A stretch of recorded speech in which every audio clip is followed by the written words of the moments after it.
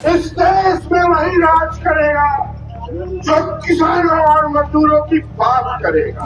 इसने देश के मुसलमानों पर, इसने देश के गरीबों पर, इसने देश के छात्रों नौजवानों पर लाठियां चलाने का काम किया है।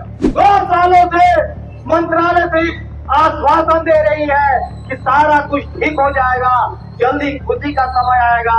तो क्या जब हम लोग सब मर जाएंगे तब खुशी का दिन आएगा?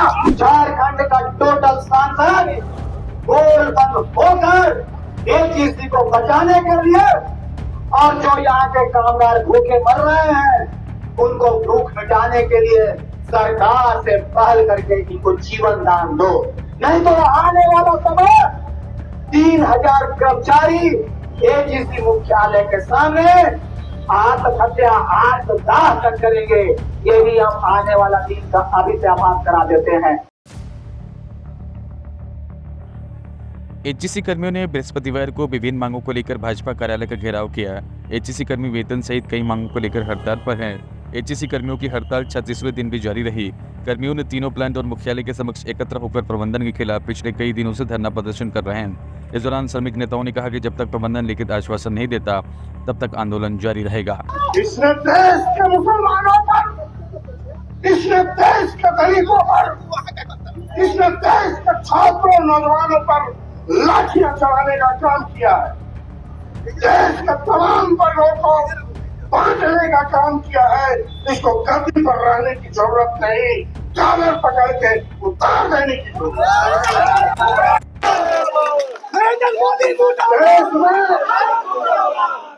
इस देश में वही राज करेगा जो किसानों और मजदूरों की बात करेगा। कौन बनाता हिंदुस्तान? भारत के मजदूर किसान। कौन बनाता हिंदुस्तान? यही भारत के मजदूर और किसान है जो देश के इतिहास लिखते हैं और कई बार लिखे हैं, 2024 में भी लिखेंगे। मोदी सरकार को गति से उतारने का काम और बता देना चाहते हैं कि ये बीजेपी का आदमी और बीजेपी के प्रत्याशी धुरवा और एचईसी नगरी में घुसने का काम मत करना, नहीं तो हम लोग उसका जवाब चप्पल और जूते से देंगे।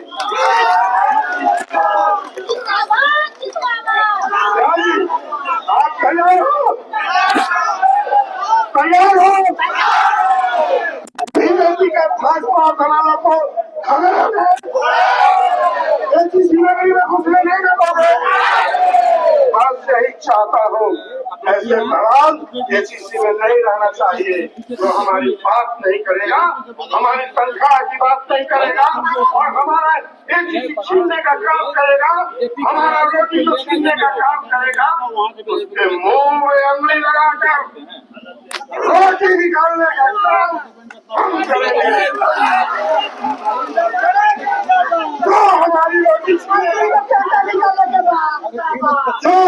रोटी छीनेगा उसके गले में उंगली डालकर रोटी निकालना तुम्हारा धर्म हो जाता है।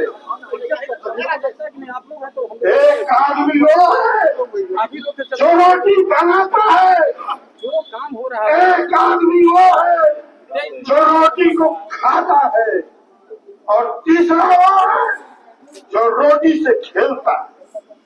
तो ये भाजपा वाले लोग रोटी से खेलने का काम किया है। जो 20 महीना से सैलरी नहीं मिला है और 20 महीना से हम लोग को ठगने का काम किया है। आज सैलरी तो दूर की बात है, तीनों प्लांट में काम करने का संसाधन नहीं मिल रहा है, रॉ मटेरियल नहीं मिल रहा है। यहाँ तक कि आज ठेका श्रमिकों का 4 महीना का जो रिन्यूअल है वो रिन्यूअल खत्म हो गया है। लगभग 1600 मजदूरों समझिए कि वो काम से बैठे हुए हैं। लेकिन आज 2 सालों से मंत्रालय से आश्वासन दे रही है कि सारा कुछ ठीक हो जाएगा, जल्दी खुशी का समय आएगा। तो क्या जब हम लोग सब मर जाएंगे तब खुशी का दिन आएगा? जब हम लोग भूखा पेट सरकार सामने में आएगी। आज भाजपा के लोगों को कहना चाहता हूँ कि आज झारखंड में सारे सांसद एजीसी को बचाने को लेकर गोल बंद होकर भारत सरकार पे दबाव अगर देती तो आज हमारे साथ 20 महीना नहीं बीतता, रिजल्ट तुरंत आ जाता। लेकिन झारखंड के टोटल सांसद भाजपा के और विधायक गोल बंद होकर इस मुद्दा को हल नहीं किया। हम लोग सबको धोखा में रखा।